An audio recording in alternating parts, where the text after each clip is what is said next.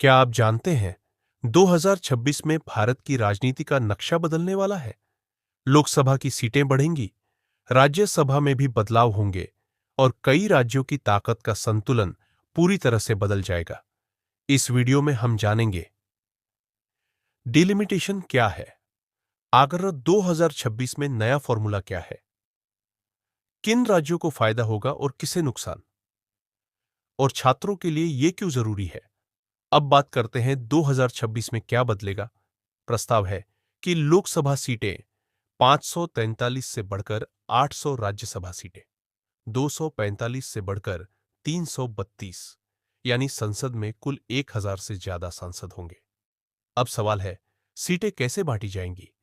Formula होगा 90% weightage, जनसंख्या 10% weightage, राज्य का क्षेत्रफल, यानी जिन राज्यों की आबादी ज्यादा है उन्हें ज्यादा सीटें मिलेंगी, लेकिन बड़े भूभाग वाले राज्यों को भी टेरिन फैक्टर के तहत थोड़ी वेटेज दी जाएगी।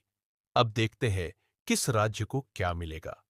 फायदा पाने वाले राज्य: उत्तर प्रदेश 80 से बढ़कर 113 सीटें, महाराष्ट्र 48 से बढ़कर 707 सीटें, 76 बिहार, 40 से 61 मध्य प्रदेश, 29 से 46 राजस्थान, 25 से 42 इन राज्यों की जनसंख्या सबसे तेजी से बढ़ी है। नुकसान या स्थिरता वाले राज्य: तमिलनाडु, केरल, कर्नाटक। इन राज्यों ने जनसंख्या नियंत्रण में सफलता पाई, इसलिए इनकी सीटें स्थिर या कम हो सकती हैं। नॉर्थ ईस्ट स्टेट्स जैसे सिक्किम, मिजोरम, त्रिपुरा, इनकी सीटों में ज्यादा बदलाव नहीं होगा। डिलिमिटेशन 2026 से भारत का राजनीतिक नक्शा पूरी तरह बदल जाएगा। उत्तर भारत के राज्यों को अब ज्यादा प्रतिनिधित्व मिलेगा। दक्षिण भारत, जो अब तक कम सीटों के साथ भी ज्यादा ताकतवर था, अब थोड़ी असंतुलित स्थिति में आ सकता है। इससे असर होगा संसद में वोटिंग पैटर्न पर, योजनाओं के बजट वितरण पर और राष्ट्रीय पार्टियों की चुनावी रणनीति पर।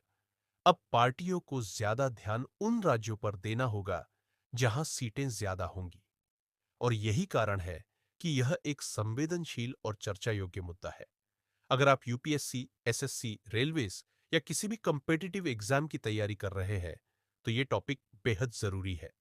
याद रखने वाली बातें: डिलिमिटेशन की परिभाषा: 2026 का फॉर्मूला 90% जनसंख्या प्लस 10% भूभाग। कौन से राज्यों को कितनी सीटें मिलेंगी और इससे जुड़ा राजनीतिक प्रभाव, पॉलिटी और करंट अफेयर्स का ये एक एक्सपेक्टेड क्वेश्चन है।